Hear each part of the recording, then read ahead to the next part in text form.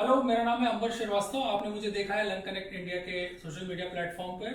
आज हम एक स्पेशल गेस्ट के साथ हैं। हमारे साथ हैं डॉक्टर रचिता रुंगटा, जो मुंबई में कार्यरत हैं। और हम चाहते हैं कि जिस क्षेत्र में वो काम कर रही हैं, अपने मेडिसिन के क्षेत्र के जिस स्पेशलाइज्ड वर्जन में काम कर रही हैं, उसके बारे में आपको जानकारी मिले और वो खुद आपको बताएं कि जो सवालात आपके मन में होते हैं या इंडियन जनरल पेशेंट्स के मन में होते हैं, उनका आज आपको सीधा जवाब मिलना चाहिए। So welcome doctor Ruchita. तो सबसे पहले आप मुझे थोड़ा सा ये बताएं कि आपका कार्य क्षेत्र क्या है, आप किस फील्ड में काम करते हैं। मैं न्यूक्लियर मेडिसिन फिजिशियन हूँ। तो हमारा मेन जो सबसे ज़्यादा यूजफुल चीज़ है वो है पेट स्कैन। तो हमारा डेली बेसिस पे जो हम सबसे कॉमनली करते हैं वो होता है एफडीजी पेट स्कैन। तो मैं पहले यही शुरू करूँ कि आपने बोला पेट स्कैन के फील्ड में है, तो ये कौन सा टेस्ट है और क्या स्पेशलाइज्ड है इसकी टेस्टिंग में? क्योंकि हम तो एमआरआई भी सुनते हैं, एमसीटी स्कैन भी सुनते हैं, सोनोग्राफी भी, ये तो कॉमन है, सुनते हैं। तो ये कैसे अलग है और क्या होता है इसमें? तो पेट स्कैन जो है ये हमारा मोस्टली कैंसर रिलेटेड होता है। ऐसा मैं नहीं बोलूँगी कि 100% कैंसर में ही किया जाता है, बट ऐसा कह सकते हैं 90% ऑफ द टाइम ये कैंसर का ही स्कैन है। तो पेट स्कैन हम तब करते हैं जब हमको ये पता करना होता है बॉडी में कहीं फैला है क्या। अगर आपको कोई भी कैंसर डिटेक्ट हुआ है, ब्रेस्ट कैंसर, लंग कैंसर, कुछ भी ऐसा डिटेक्ट हुआ है, तो हमें ये जानना बहुत ज़रूरी होता है कि वो एक ही जगह पे है, सिर्फ लंग में है या पूरे बॉडी में कहीं और भी जा चुका है। क्योंकि इन दोनों के लिए हम ऐसा देखा है कि ट्रीटमेंट बिल्कुल ही अलग हो जाता है। तो क्या आप ये कह रहे हैं कि ये पेट स्कैन सिर्फ उनको ही सजेस्ट किया जाता है जिनमें डिटेक्ट हो चुका है कैंसर? हाँ, तो ये जो पेट स्कैन है, ऐसा नहीं है कि हम इससे डायग्नोस कर सकते हैं। हम ये कंफर्म नहीं बोल सकते कि अगर यहाँ पे हमको कुछ मिला है तो वो कैंसर ही है, ये हम कभी नहीं बोल सकते। उसके लिए बायोप्सी करनी ही पड़ेगी। तो डायग्नोसिस के लिए नहीं है, ये है जब आपको ट्रीटमेंट उनके डॉक्टर को डिसाइड करना होता है, तो उस टाइम पे हमें ये ज़रूरी है देखना कि एक जगह पे है या बॉडी में कहीं और फैला है। अगर एक जगह पे होता है तो जनरली जो फिजिशियन होते हैं आपके, वो उनको उसको निकाल देना चाहते हैं, एक सर्जरी करके छोटी सी वो निकाल दें। बट वहीं अगर वो मेटास्टैटिक जो हम बोलते हैं वर्ड, मेटास्टैटिक का मतलब ही होता है कि वो बॉडी में कहीं फैल चुका है। अगर वो फैल चुका है तो उसका ट्रीटमेंट पूरा ही अलग हो जाता है, फिर वो सर्जरी नहीं कर सकते, फिर उसका ट्रीटमेंट कीमो या रेडिएशन जो भी है वो आगे के ट्रीटमेंट अलग हो जाता है। तो अगर मैं ऐसा पूछूं कि एक पेशेंट है, वो डायग्नोज हुआ, वो डॉक्टर के पास है, अपने ट्रीटिंग डॉक्टर के पास, अब डॉक्टर ने उसको पेट स्कैन लिखा जी। नॉट टेल मी इस स्टेज से वो आपके टेस्टिंग तक का प्रोसेस क्या है?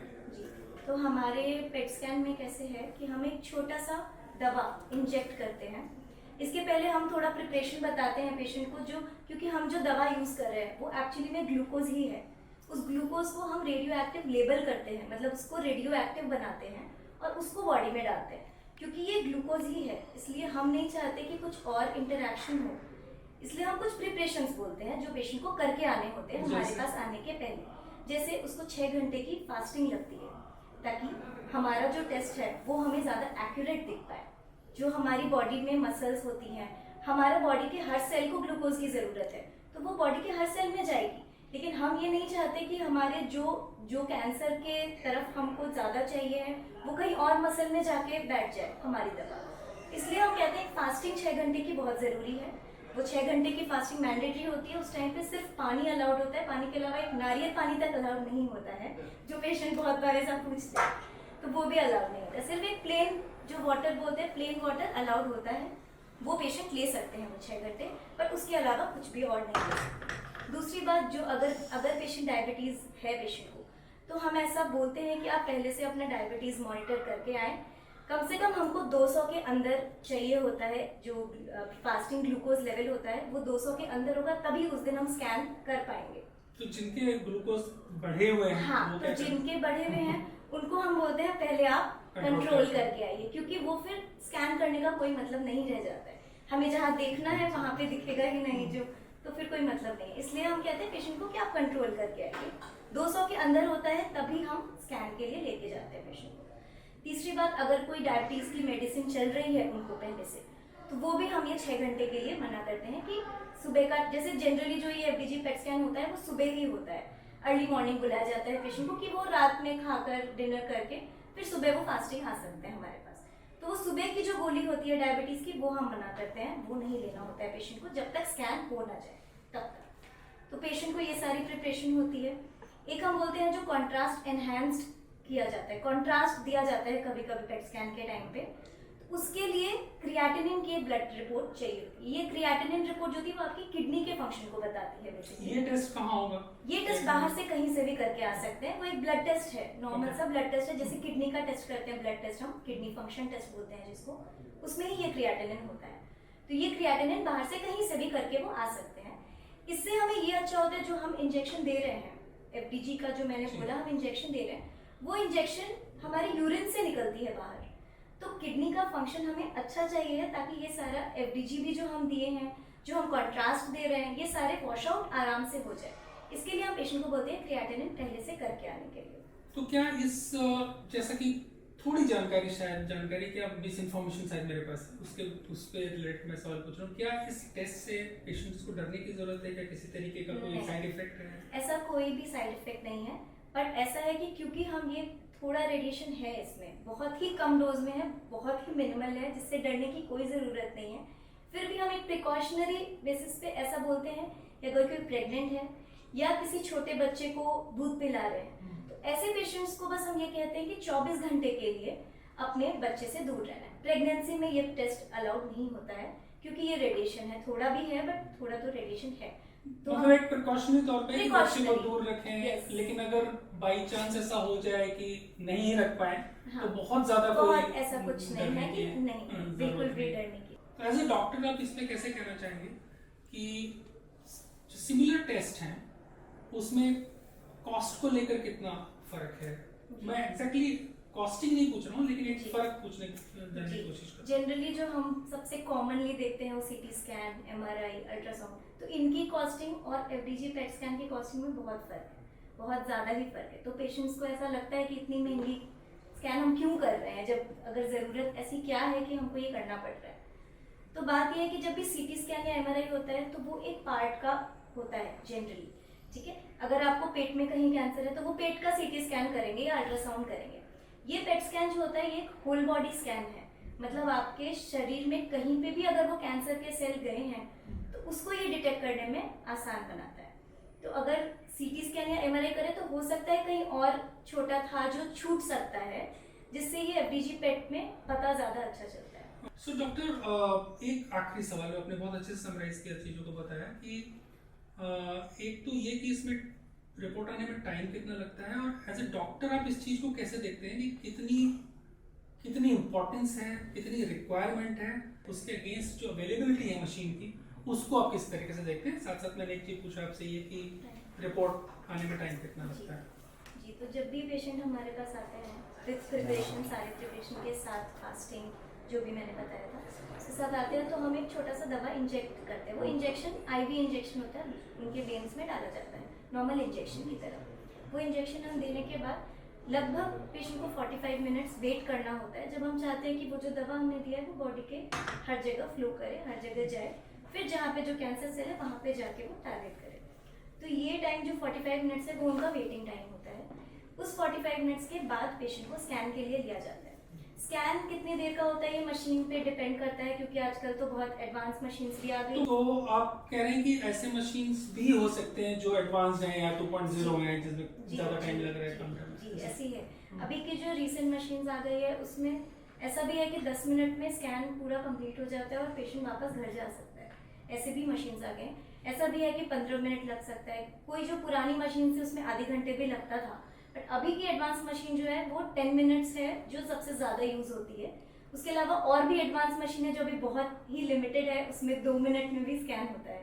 तो ये अभी बहुत लिमिटेड है, वो अभी क्योंकि कॉस्ट थोड़ा ज़्यादा है तो अभी आने में शायद थोड़ा टाइम लगे, बट ये 10 मिनट का ही स्कैन है, 10 से 15 मिनट में ये स्कैन हो जाता है।